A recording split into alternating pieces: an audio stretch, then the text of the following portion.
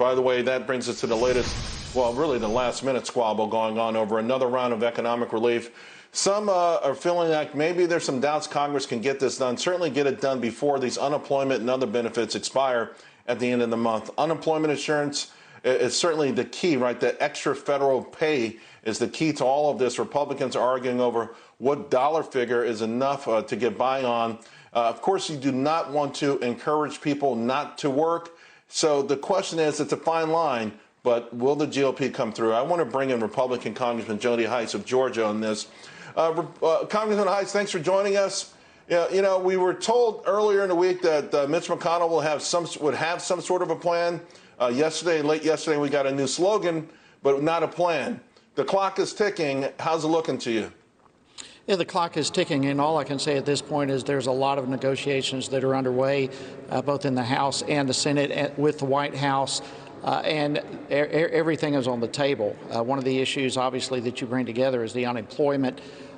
You know, we've got to be very careful that we don't incentivize people not to work and to stay at home. And so there's some discussion that perhaps 70% of a person's income would be enough to help them through the rough times, but also still keep them incentivized to get back to work.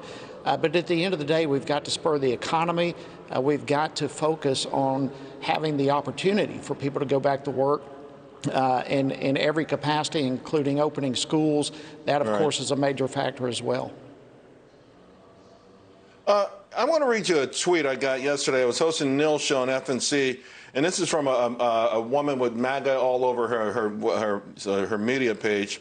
She says in Tennessee, the max for her unemployment is $275 a week, and without federal supplement, people will go under. Your state is $365 a week. In some of these swing states, Michigan $362, Florida $275, Wisconsin $370, Arizona $240. Are you saying to these folks then that they don't need more than that in an environment where not everyone can immediately go back to work?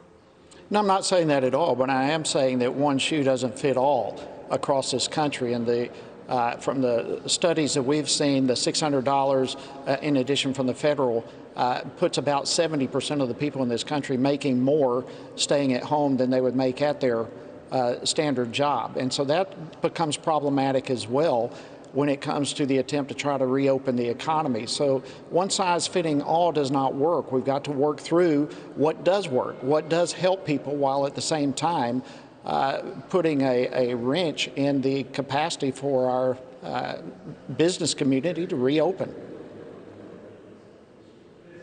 So where do we go from here? We'll get, I guess, a more succinct offering from Mitch McConnell early next week. Is there already some areas of compromise that you can share with us? I mean, I'm sure there must be something going on behind closed doors that's not really talked about.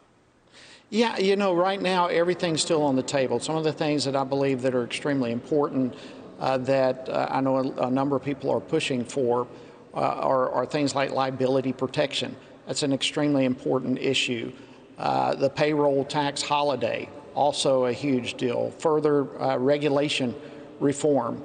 And so these type of things are all on the table, things that I believe are extremely important to help reignite our economy. And so right now, all these type of issues, and I'm sure many more, are on the table. There's going to be a great deal of discussion and negotiating taking place over the weekend. But of course, all of this is going to expire at the end of the month. So the clock is ticking, and we're going to have to get a lot done.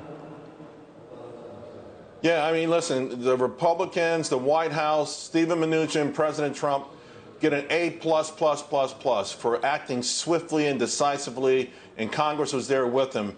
Cannot fumble it here. You remember, it was Leon Lett? You know, you're right at the goal line, sir. Don't fumble it here, please. The American public needs you. You got to get in the end zone. Thank you. Have a great weekend, productive weekend. You too. Thank you.